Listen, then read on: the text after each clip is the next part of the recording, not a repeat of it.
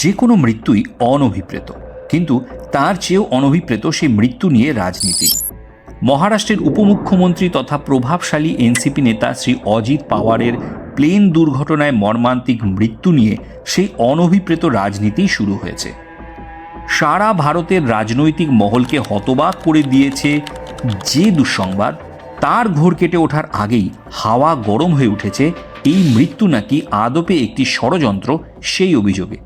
এবং অভিযোগটি তুলেছেন ভারতীয় রাজনীতির এক বর্ষিয়ান নেত্রী তথা পশ্চিমবঙ্গের মুখ্যমন্ত্রী মমতা বন্দ্যোপাধ্যায়। এবং সমাজবাদী পার্টির সুপ্রিমো অখিলেশ যাদব এই অভিযোগকে সমর্থনও করেছেন। তার সাথেই এই প্লেন ক্র্যাশ সংক্রান্ত দুটি জটিল প্রশ্ন সমাজ মাধ্যমে ঘোরাফেরা করছে, অন্তত এ মুহূর্ত পর্যন্ত যার উত্তর পাওয়া যায়নি। প্রথমটি হলো, ওই প্লেনে যদি কোনো যান্ত্রিক সমস্যা হয়েছিল বা আবহাওয়া কিংবা অন্য কোনো আকস্মিক বিপদের আভাস পাওয়া গিয়েছিল, তবে প্লেনের দুজন পাইলট আপৎকালীন বার্তা বা মেডে সিগন্যাল কেন দিলেন না? দ্বিতীয় প্রশ্ন, যে অপারেটর কোম্পানি ওই প্লেনটির উড়ান ও তত্ত্বাবধানের দায়িত্বে ছিল, সেই ভিএসআর ভেঞ্চার প্রাইভেট লিমিটেড কোম্পানিরই আরও একটি একই বিমান লিয়ারজেট 45 এয়ারক্রাফট 2023-এর সেপ্টেম্বরে একইভাবে ল্যান্ডিংয়ের সময় দুর্ঘটনাগ্রস্ত হয়ে ধ্বংস হয়ে যায় মুম্বাই এয়ারপোর্টে। কিন্তু তার ইনভেস্টিগেশন রিপোর্ট কখনো পাবলিক করা কেন হয়নি? অবশ্য ভারতে প্লেন বা হেলিকপ্টার ক্র্যাশে মৃত হাই প্রোফাইল মানুষদের তালিকাটি বেশ দীর্ঘ।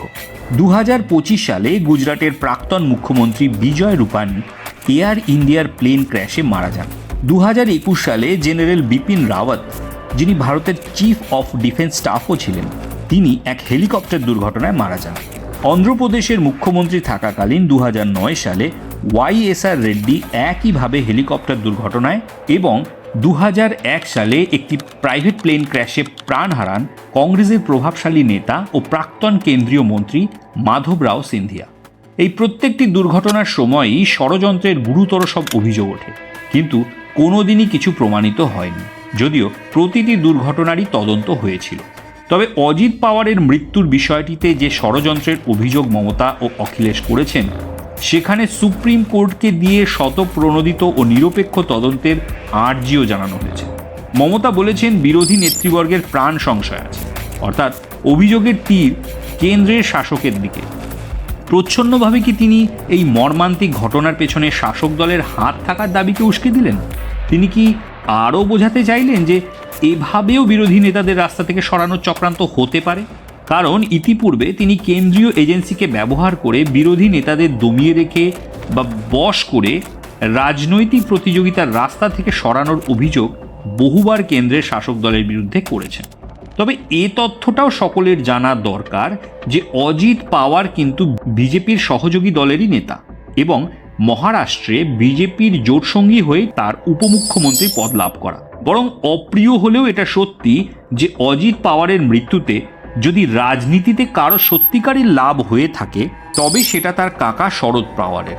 অজিত ও শরদ দুই পাওয়ারই এনসিপি দলের নেতা, কিন্তু 2023-এ বিদ্রোহী হয়ে দলের বিরাট সংখ্যক নেতা ও কর্মী নিয়ে আলাদা হয়ে দলে ভাঙন ধরান অজিত। প্রতিষ্ঠাতা ও সুপ্রিমো হওয়া সত্ত্বেও শরদের হাত থেকে দলের মূল চালিকা শক্তি চলে যায় অজিতের হাতে।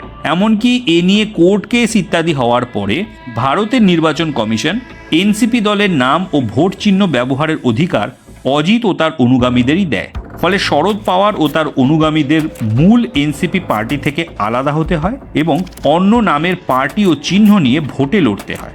এমনকি বিধানসভা আসনে মুখোমুখি প্রতিদ্বন্দ্বিতায় 2025-এর মহারাষ্ট্র বিধানসভা ইলেকশনে অজিত পাওয়ারের এনসিপির কাছে শরদ পাওয়ারের দল 29-6 ফলাফলে পর্যুদস্ত হয়।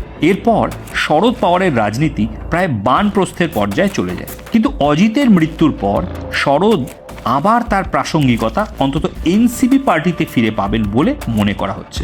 রাজনীতি বিষয়ে অভিজ্ঞদের মতে অজিতের শূন্যস্থান পূরণের জন্য এনসিপির নেতারা শরদের শরণাপন্ন হতে পারে এবং বর্ষিয়ান ও ধুরন্ধর রাজনীতিবিদ শরদ পাওয়ার যে সেই সুযোগটাকে কাজে লাগাবেন, সেটা বুঝতে কোনো রাজনৈতিক জ্ঞান লাগে না।